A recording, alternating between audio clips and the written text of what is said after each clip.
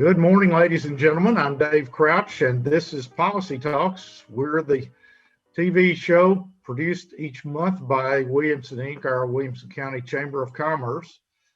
And we're excited this morning to have with us Mayor Rogers Anderson, the mayor of Williamson County. Good morning, Mr. Mayor. How are you? Good morning, Mr. Crouch. Always great to be here on a hot, muggy morning. It is. It's summertime, and summer doldrums are here. But you've been busy this week. You hadn't slowed down because of it. I've seen you at breakfast with the mayors on Tuesday morning, and then Wednesday you were giving the state of the county address at the chamber luncheon. So it looks like you're staying busy. I made the comment to someone actually at the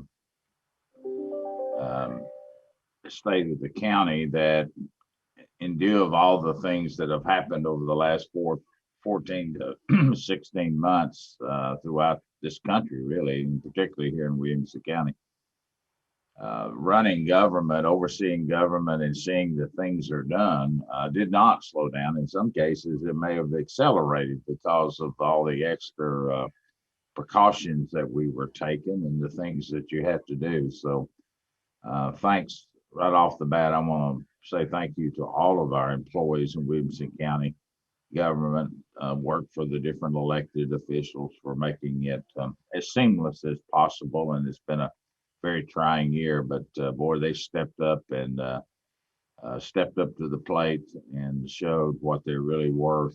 Net worth is dealing with the different issues in a different light. Well, certainly your job has had many tasks that nobody ever planned for, and your team certainly seemed to be prepared for, though. The setting up the testing site, rolling out the vaccinations, things like that. You never missed a beat, it didn't seem like. Well, thank you for acknowledging that, but there were many people involved in that to pull it off, from Kenny Wallace and the Ag Center, but most importantly, probably Kathy Montgomery at the Public Health Department, being sure to coordinate all those activities between the nurses, the National Guard, the State Department of sending the vaccines down, or the testing, depending on what you're talking about, right down to the Public Safety Department, particularly Todd Horton, Bill Jorgensen, and many I won't start naming. And then the PR side of that, just communicating with people. There were thousands of phone calls, and surprisingly, Dave, how many volunteers stepped up to help us during this time, answering a lot of those phone calls. So Hannah Bleem, who works out at the Public Safety Centers, our kind of coordinator go-to with all of the logistics of that, who just recently had a new little baby's on maternity leave. But it had some glitches, but they worked through them and had over 90,000 vaccines administered and 75,000 tests. And as you know, you could just drive right out to the Ag Center, never get out of your automobile, and drive into the Ag Center and finish it. The downside of that was we weren't able to have any activities at the Ag Center, but this particular time it was money well spent to try to get our community vaccinated, which along with all of the hospital, Williamson Medical Center, and the other clinics out there, the Walmarts, the Walgreens, and the Kroger's, all giving shots. We're the #1 county in the state for vaccinations, and that's something we need to point out and realize that this virus is not away from us, and we encourage everyone to educate themselves and make the decisions that's best for them and for their family. Now, the media's all excited about this new variant of the COVID virus that's going around.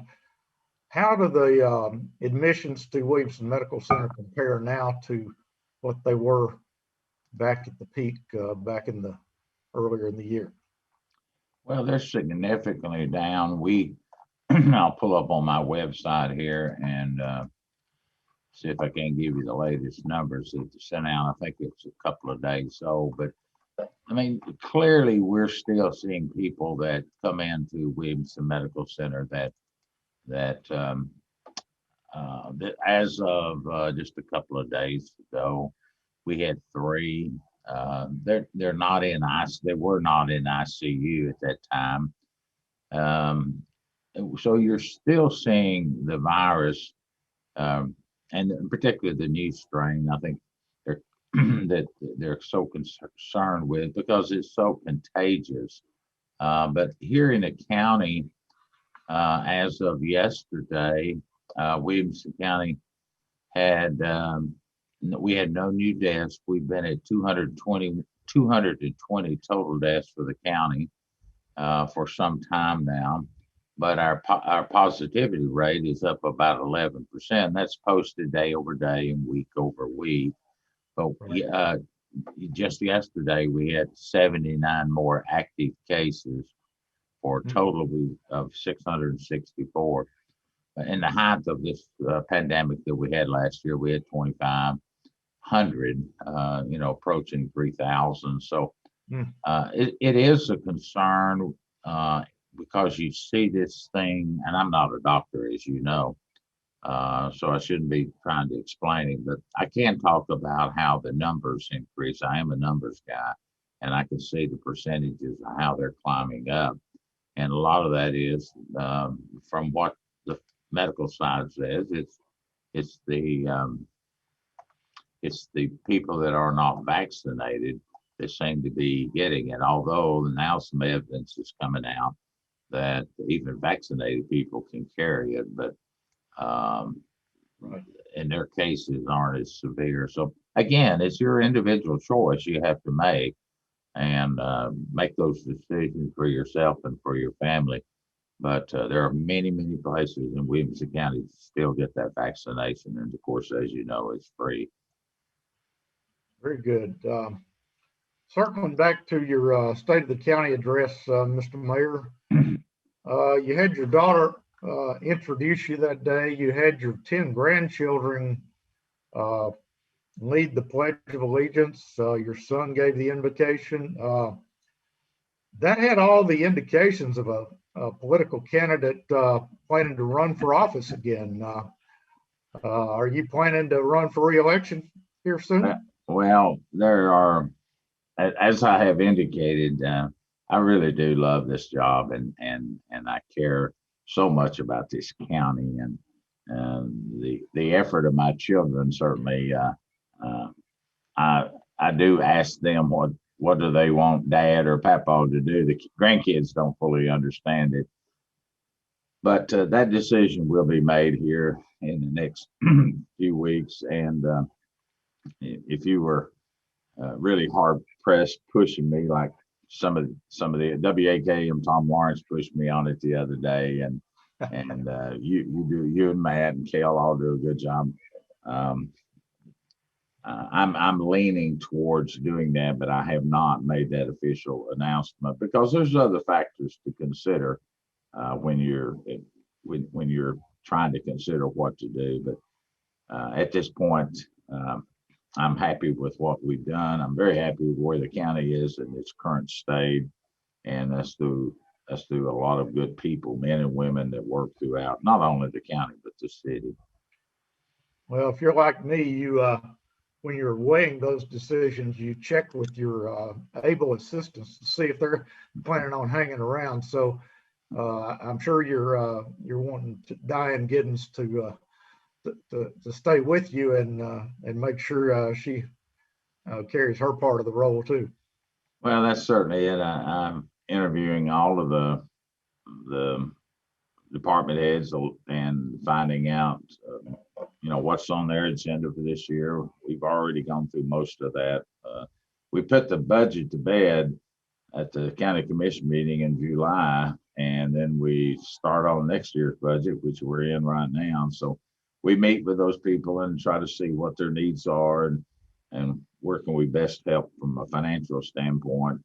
So much is going on, but yes, it is imperative that you have good men and women at different department levels. Even though I don't have anything to do with other elected men and women, you meet with them also to see what their plans are, and um, that decision will be forthcoming for me and many others. In fact, I think one of the judges is having an event as we speak this morning. And when we finish this, I'll run over and get with that program. Your speech, a large part of it was addressing the budget and the finances of the county. You pointed out we still have a AAA rating that is appears to be pretty safe. Why is a AAA rating important? Roger? Well, of all the questions, I bet you could answer that one better than I'm going to, but because of your background and what you do for a living. But just like when you go to borrow money for a car or you borrow money to buy a house, the institution, the bank, the mortgage company, you have a credit score. And your credit score is based on many, many factors, but it's the ability to pay back that note. And they rate you on your history, kind of like the old expression that spots on the dog don't go very far, they just turn gray. I'm sure you know what I'm talking about, Dave. Right. And so when counties have to borrow money, and we borrow money every year, as the speech said, we're about 800 million currently in debt, but we've got a plan to pay that off in 5 years and 10 and 20 years, and keep that reasonable for the things we've got to do. In a growing county, you're always going to have debt, trying to just keep up with the school population, but having a credit score that is the best that you can get, such as Moody's AAA, and we have two cities that have those same ratings in Franklin and Brentwood, then you can borrow money at the best available rate. And when we send over what we call an issuance or an intent to fund, and it may be 50 million, it may be 75 million, or it may be 25 million, that they put that out for other companies to bid on that money so they can sell it to the general public. And that's kind of where you and many others come in. That people will call and say, how is Williamson County? Are they good investment? Can we get our return on the investment? So all of that goes in, and every single time we borrow money, we have to be re-rated. It's not a rating that you get for a year. It's every time we issue. So we try to do it one time a year in the fall, but occasionally you have to do one in the spring. And so we're re-rated every single time. What interest rate are we getting right now?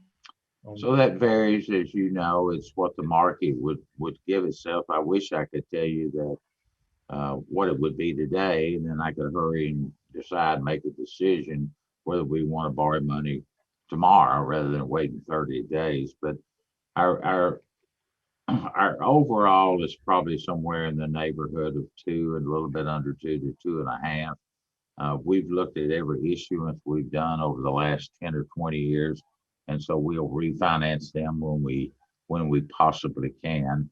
A couple of years ago, we actually reissued some that we hadn't had on the books for about 7 or 8 years, so we paid the penalty off on that, just like they don't have the rule of 79.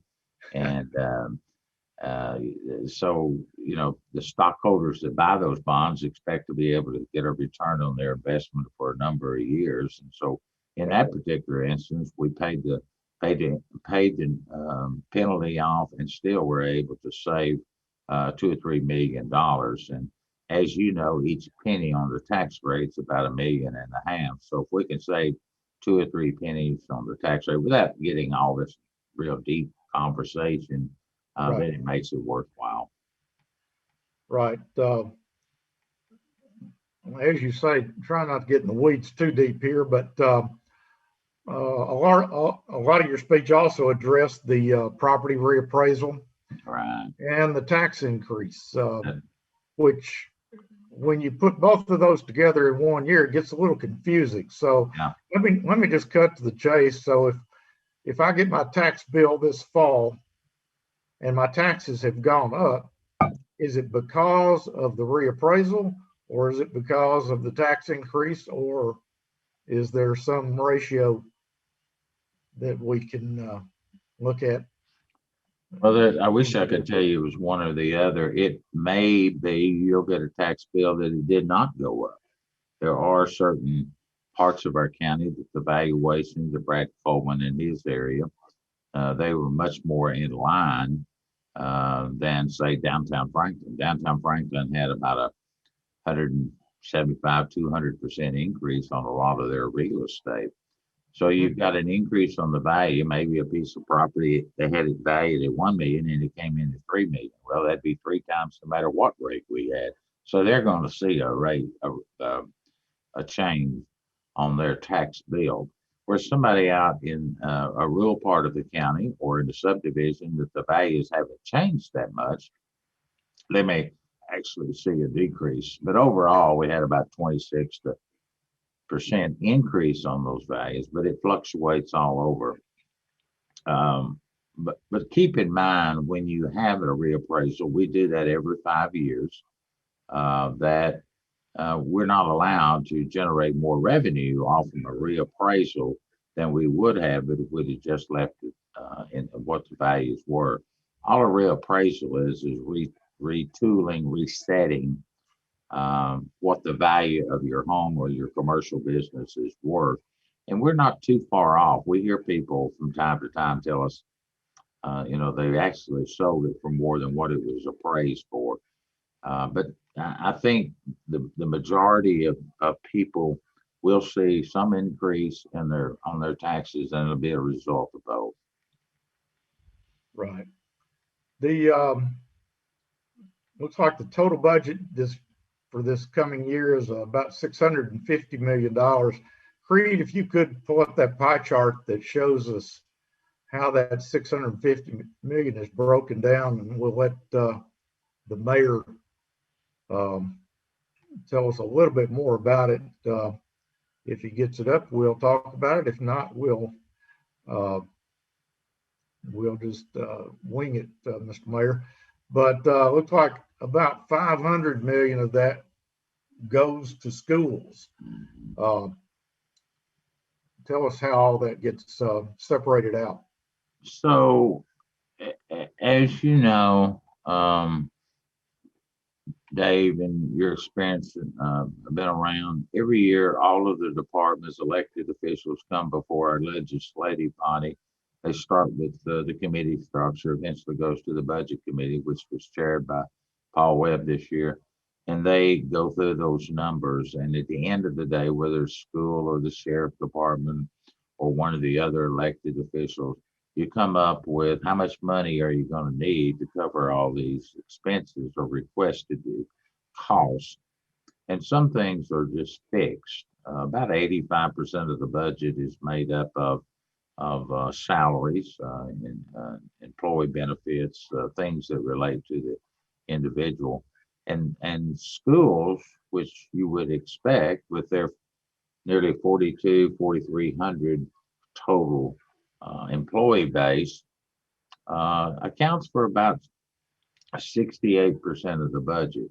But when we build a new school, the county commission has to appropriate money to pay off that mortgage on the school, just like you would your home.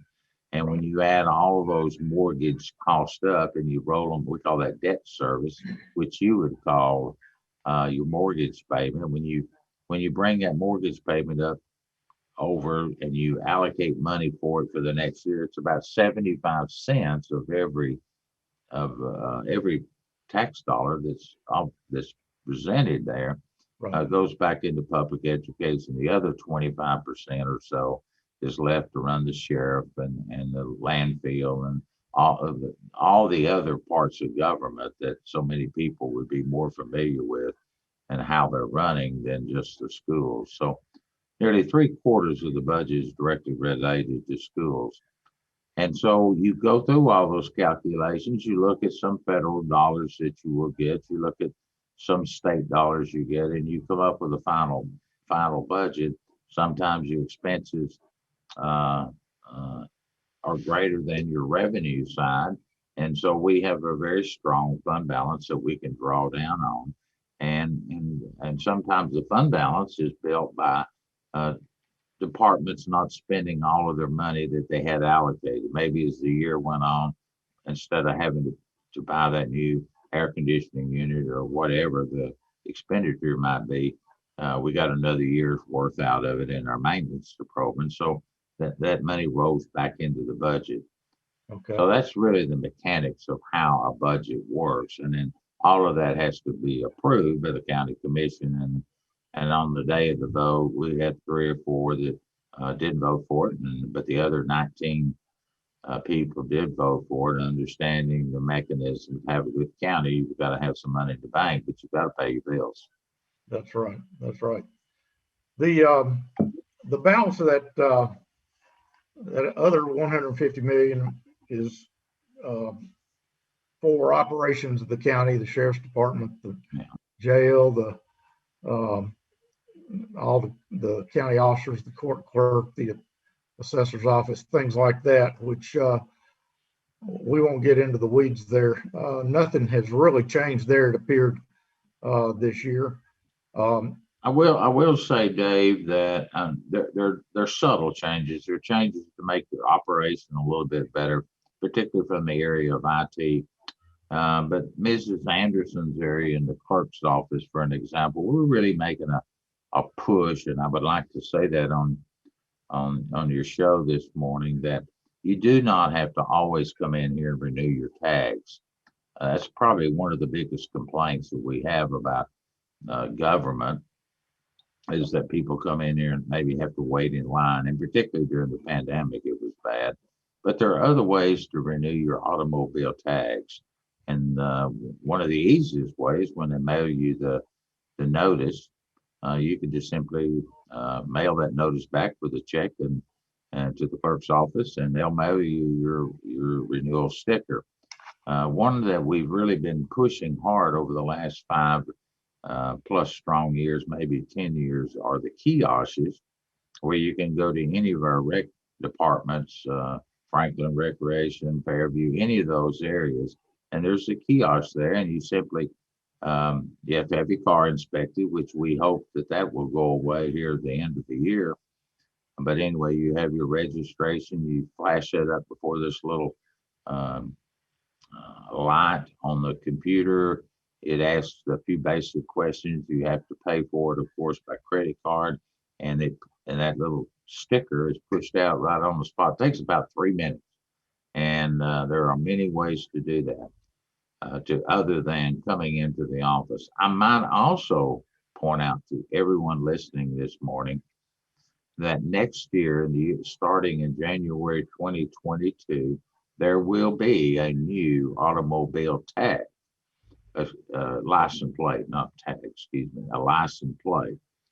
And that license plate, they have not completely designed it, but unless you've got a specialty plate, all people will have to have a change and get a new license plate starting in 2022. It's been several long years since the state has changed license plates. So that's a effort on their part, and we're trying to get the message out next year that a new license plate will take over unless you've got a specialty plate. Now, are you going to be able to get a brand new license plate at the kiosk, or is that going to create lines again? That's the point. They will not. At the kiosk is about 4 or 5 times larger than our computer screens we're looking at this morning, and so they do not have the ability to push those out. So it will require you either coming in or letting us mail new license plates back out to you. But it will be it's different, and we are looking at some different ways. Mrs. Anderson's area through the state looking at some more efficient ways to get that out, because we had over 8,500 new entries just in 1 year over the next, even during the pandemic, because people were buying boats and recreational vehicles and more cars. So, and you put the growth factor in on top of that, we had 8,500 more per year over the same time. That's a large increase, even though we do 350,000 to have a 8,500 increase with your same staff and facilities was a real challenge. That I will say, I did use the kiosk or the machine there in the lobby of the county complex to get renew my tags last time, and it was easy. It was very easy. So do have to have a credit card or debit card, but it's very easy to avoid the line there. So you mentioned growth. 8,500 new vehicles since a year ago have been registered in the county. That's a lot of cars, a lot of people. Williamson Inc. just announced a new corporate relocation here from California this week. Kaiser Aluminum with another 80 jobs, I think, moving from California to Franklin. When's this going to stop?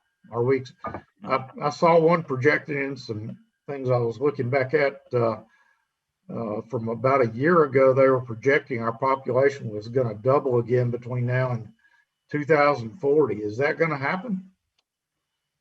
Well, I think you look at the best statistics, some from the state, some from the feds, some from private companies, and everyone's predicting we're at about, although the census has not been certified yet, but it'll be around 250,000 people that we'll have in Williamson County. 10 short years ago, we had 183,000. So you can see you've had about a 65 to 70,000 change in population. And the projections are that you will double by the year 2045, 2050. I think 2040 may be a little fast. Some of the things the county has done to kind of put this under a more manageable number is out in the rural area of our county. We've reduced our footprint that you can build a house on. If you can put one house on 5 acres. And so, except in those village areas that are designated to have the growth, but try to preserve as much of the raw land, the agricultural land, as we possibly can. No one else is doing that across the state. And that's going to reduce our investment that we're going to have to build schools for and a lot of our infrastructure needs. But Dave, I'm not sure that it is, those numbers aren't accurate. I'm not any more than relaying the message, because it's such a great place to live and work and raise a family, go to church at here in our county. There's all the factors that we call the quality of life, and they're good paid jobs. You mentioned Kaiser with Cal and Elizabeth and Matt also made 2 other announcements just in the last week. And Cal, if you're on here, I forget the names of both firms, but they're bringing in about 400 new jobs, 500 new good paying jobs. And so we have to be real careful about saying, how do we stop them? Whether, good paying jobs is what I've always tried to stress over here, that we need places for our children, such as yours, to be able to come back and live and raise their family here if they want to. And right now, with the low unemployment rate, we've gone to 3.2. There's plenty of opportunity for people to move back and raise their families, but that does create traffic and congestion and growth. And we just have to figure out ways to manage that to the best of our abilities. One of the things that struck me from some of your slides and remarks Wednesday, the county did put in a new, as you mentioned, the 5-acre minimum lot size policy, I think last November. But since the first year, we've been setting records on new building permits. Now, you would have thought that would have slowed down the building permits and the growth a little bit by requiring 5 acres per lot. What's going on there? Well, I can only give you what I think. We did change the zoning to 5 acres, 1 house per 5 acres.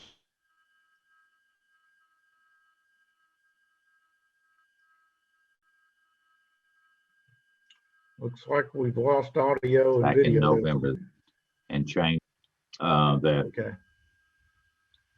You're coming and going for us, Mayor. Am I back? Okay. We did change in November, but we had several developments that were already in the pipeline, and you just can't jerk the rug out from beneath a developer and say, these are the new rules that went into effect in November.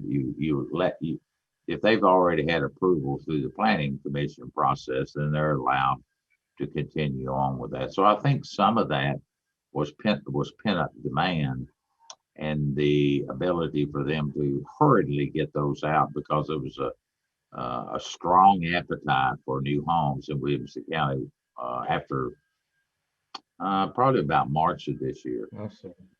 The comment you're making about building permits, developers and people are moving those large lots that we had, and many developers are buying their land for future sales.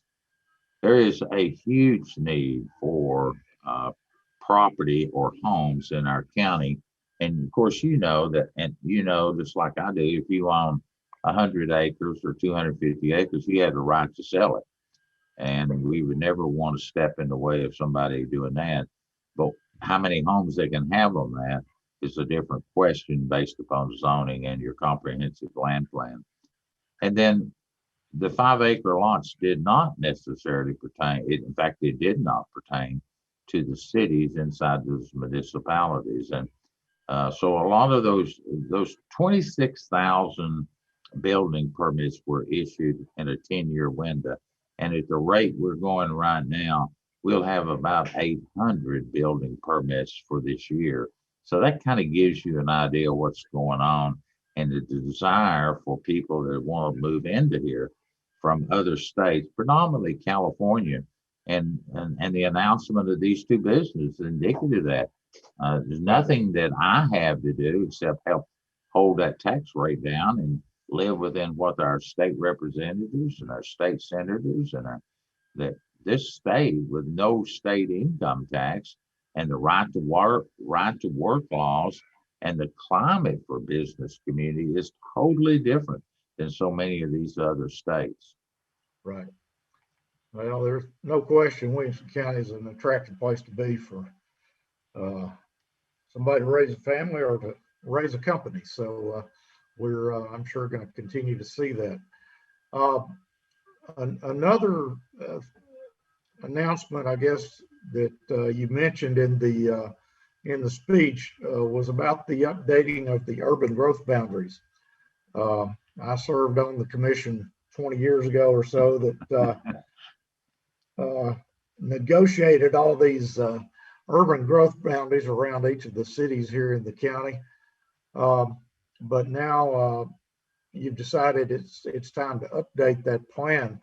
Does that mean the cities are growth boundaries are going to expand and take in some new territory, or what is the end game there for the update? Well, and so I guess you're to blame for all this growth. You served on it 20 years ago. Thanks. You're welcome. Now, you were there and I was there, and we all have to understand that we had to do it by state law.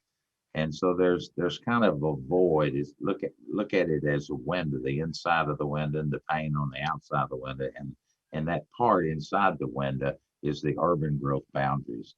And those were areas that cities, all 6 cities said 20, believe it or not, Dave, it's been more than 20 years ago, said they're going to grow over the next 20 years. And so we're getting all of our cities, the utility companies, all the key stakeholders back. The public will have a chance to get that. Our professional people, the planners, the road people, et cetera, to revisit what occurred 20 years ago. As you know, also the legislators have changed a lot of the rules and the way that cities can annex or not annex. Right. There are some people that want to be annexed to get a higher value for their land, and there are other areas that they're not interested in annexing. So having all the cities, all 6 cities, and all those other entities that I just mentioned, we'll be sitting down and trying to scope out what does the city want. Maybe a city like Brentwood, for an example, is pretty well built out. They are bordered out by Old Hickory, which is Davidson County, on the eastern side, Nolensville, and then kind of on the southeast side, they're bordered out by Franklin. So they don't have a lot of area for growth. But Franklin does, Spring Hill does, Nolensville does, Thompson Station does, and certainly Fairview does. So the other cities, there's plenty of room for growth. And all of us need to be at the table trying to define what those urban growth boundaries are going to be. Each jurisdiction will have to vote on them. Each legislative body will have to vote on them, like their planning commission or their alderman or county commission, depending on which group you're talking about. So the end game, as you said, is to try to determine what our county and our city is going to look like 5 and 10 and 20 years from now again. And it'll be a very lengthy, hard process, but it won't go as smooth as it did 20 years ago because people understand now what's at stake when you do that. The more territory the city has, the more flexibility they have. So I'm sure they'll be trying to spread those urban growth boundaries out as much as possible. So just be ready for that. One other result of the growth and the 2020 census, when it's recertified or when it is certified, it's going to cause some redistricting in some of the voting districts, not only for the county commission, but for the state senate, the state house districts. I think I'm in the 12th district in the city of Franklin. Am I going to continue to be in the 12th, or am I going to get moved over to a different district? How is that going to look around the county? So the way that starts, once the process begins out of Nashville, they'll send us data and maps, population bases. And I've already indicated in this conversation this morning that since the last time they redrew those lines, which was 2010, we've grown from 183,000 to 250,000 people. We have 12 districts in the county. Those 12 districts have to have a population of base of no more than 5% plus or minus. Remember the Boston Tea Party was all about I don't have representation. And so out of that, every 10 years, lines are redrawn for school board, county commission, state senate, and the state houses. And again, those lines at the state level, they're drawn up in Nashville. They'll sit down and they'll look at this big overall picture, and those lines will be drawn again to meet those population bases of percentages. And likewise for the congressional seats that our legislative group has out of Washington. So the chances of you changing kind of where you are geographically are not as great as someone that's on the peripheral side of some of those, of one of those 12 districts, because if you take an area like Spring Hill and Franklin, they've really grown. You may see a Right. shrinking of their territory to match up with the 11th district or to match up with another district, whatever district we're talking about. The largest district we have is the 9th district. It is a very large area of land that has fewer people. That would be Leaper's Fork area. They start at Fairview, they go all the way down to the Grassland community and run all the way back out to Spring Hill. Large swat of land with less people than you would have, say, in Franklin or Spring Hill, where they're more condensed on lots. Now we're back to planning and zoning that we talked about earlier. So the Grassland community and the West Haven community and the Leapers Fork community will probably see some changes. I see. Good. I was fortunate enough at the State of the County address to sit next to our state senator, Jack Johnson, and I asked him the same question. And it looks like instead of having one senator that serves the entire Williamson County, we're going to see some of Jack's territory ceded over to one of the adjoining state senators from another county. So policy talks next year, we'll have 2 state senators instead of one. He said it looks like the same thing's going to happen with the House districts. We'll have either 4 or 5, total of 4 or 5 state House representatives representing our county. Does that affect our influence in Nashville, or do you see that really changing anything? You know, I've had a conversation with Senator Johnson. I've had a conversation with Sam Whitson, state representative, and Brandon Ogles, our other, about this very topic. I kind of go back, say, 20 years ago when you were kind of getting started in your career, that we had a representative, a state representative, that also covered Fairview, Cheatham County, Dixon County. Remember that they had, their name was Johnson, and he covered part of Williamson County, and he covered those other counties. Right. Over the years, we've seen these kind of alignments where you may have a rep or a state senator that is covering 2 or even 3 counties. And so personally, the more representation you can get up on the Hill, I think it's a good thing. It's harder on the state rep because there's differences between Williamson County and Davidson County. There's differences between Williamson County and one of whoever else.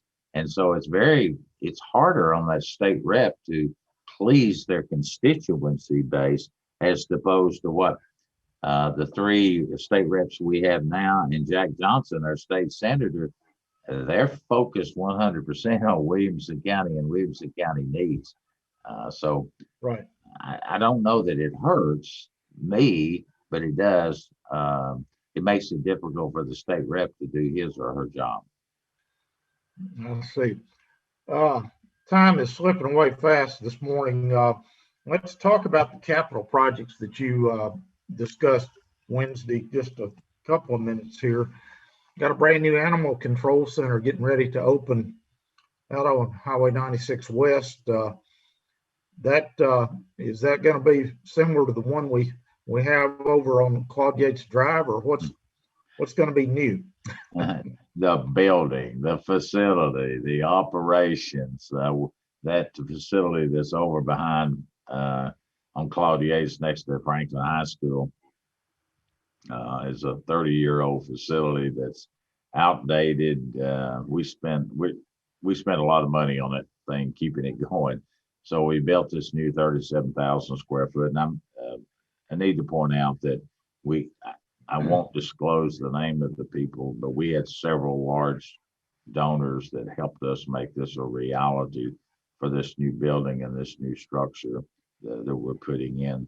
And it's a modern day structure. Later in the year, Andrea Johnson will make that announcement. It should be November, December this year that we'll be able to to move over into this new facility. It certainly, the pictures look nice, and I'm sure the dogs and cats are going to enjoy it. So, not to mention the employees that work there. So, well, we'll be able to offer a lot of new services, and as our community grows, our pet population is growing just as fast. Now, you also talked about the all the new construction that's going to be happening out around the existing jail where the juvenile court is, and so forth. Tell us as succinctly as you can what's going on out there. It was a little confusing, to be honest with you. So. Well, I don't know that I can make it any clearer for you, other than as our population has grown, our juvenile population has grown, and the issues that have to be dealt with the Judge Sharon Guffey out there, they've just magnified, and we really have a very limited place out there. So our number one priority, when we started looking at this several years ago, we prioritized and figured out ways how we were going to pay for a lot of this. Nobody wants to have a jail, or some people call it a prison. Okay, we lost you again, Mayor. So, but it's a jail. It's where all the sit now. Are we back? Okay. Yes, sir. And so nobody wants a jail or a sheriff's department out around their community. So, given some of the parameters we've got to work on in Williamson County, we decided, after hiring a company called Oversight, which involves Jim Cross and as the construction management person for that. We looked at our campus. What could we do? We purchased a couple of buildings, understanding we knew this was going to be an issue down the road of where we build a new jail and juvenile services. And so the bottom line, Dave, is that we're going to reconfigure the buildings out at the end of Beasley and mostly, and put a new juvenile court out there, and a new juvenile services area that's more modern to begin with, and provide services for our children and the judges and the staff that we have out there. And then eventually we'll build a new jail. We'll build around the jail, very similar to what we have done at several of our high schools. And as we build new wings, we'll tear one side down, and we will probably have to demolish at least one building that we own out there. And so when it's all finished, we'll have our juvenile area, we'll have a jail, new jail that's over 30 years old, and new administration for that. We will have it next to our public safety building, our highway department, and we're going to have to move a few buildings around our club, and they're old, and we can reconfigure them, as opposed to going trying to find land in the back of your house or the back of my house that just excites people, and it still be out around the rock quarry. So we're going to have to refortify these buildings, because, as you know, every day there's continued blasting, both from us and the private side, and there's an ample amount of rock out there. So at the end of the day, the short answer, we're going to have a new jail, new juvenile, new firing range, a whole conglomerate that Dusty Rhodes and his men and women are going to be proud of, and Sharon Guffey on the juvenile side. Once all of that is done, that's probably about $150 million. That's be the single largest expenditure. We have not borrowed money for that, but we've got a plan on how we'll pay for that through our debt service program over the next 5 years. But this will be a build out that should carry us to 2045. We won't build that structure until we need it, but it'll be structured in such a way that when we need to add another wing on, if we do need to add another wing on, we can add it on without having to go through that. So that's been master planned by Gresham Smith. They've done an excellent job for us laying out the numbers and what we expect. And of course, our alternative learning side, which is part of the juvenile system, is run through the school system. So it's complicated, but at the end of the day, we'll have new structures, and we need to look at our downtown courthouse and our space. And so at some point, we've got a master plan drawn up that we can expand our courtrooms and stay downtown, because that was very important to the people that live down there and rely on the personnel that work in our court system, that we don't just vacate downtown and turn it into a ghost town during the day. We all know tourism is huge down there at nights, on the weekend, different events that go on, but from 8 to 4:30, a lot of the downtown shops and places to eat they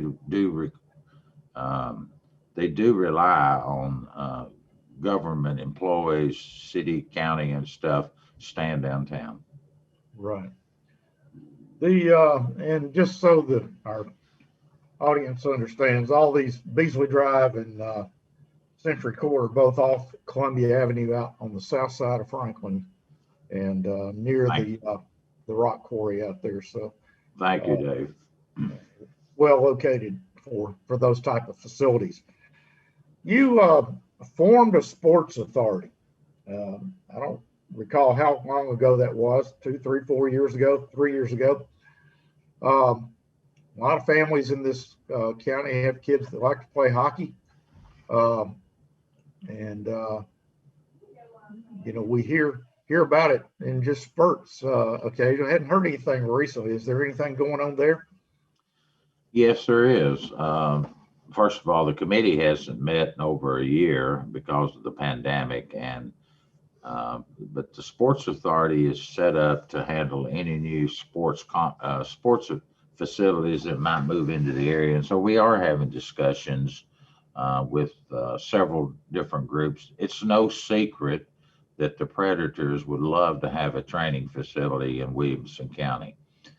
They would love to have what they call sheets of ice to accommodate youth sports, training sports, and as you know, and I'll point it out to the audience, they've done this in Montgomery County, they've done it in Sumner County, they're going to be doing it in I think in Wilson County, very similar to what Fort Ice and they went over at Bellevue. Their model that they would like to see is more youth involvement for not just hockey, but for ice skating too, like the Winter Olympics that will come up here, I guess this year or next year, whenever. Right. There is a huge need for sheets of ice in order to do those types of things. So it's pairing up someone like the Predators with someone else that through the sports authority that would work a public-private partnership.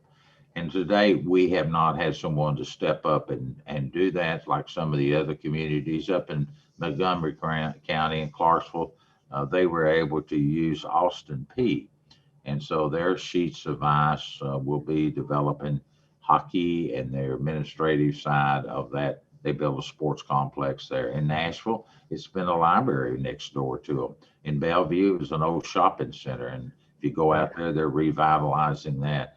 And in Sumner County, which was interesting, it was just a gentleman that loved hockey, and he stepped up and said he'll fund that.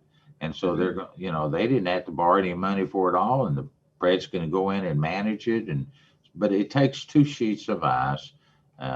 More is even better, but it's working that in such a way that makes sense financially that we can do it. I think some announcements will be made within the next 12 months.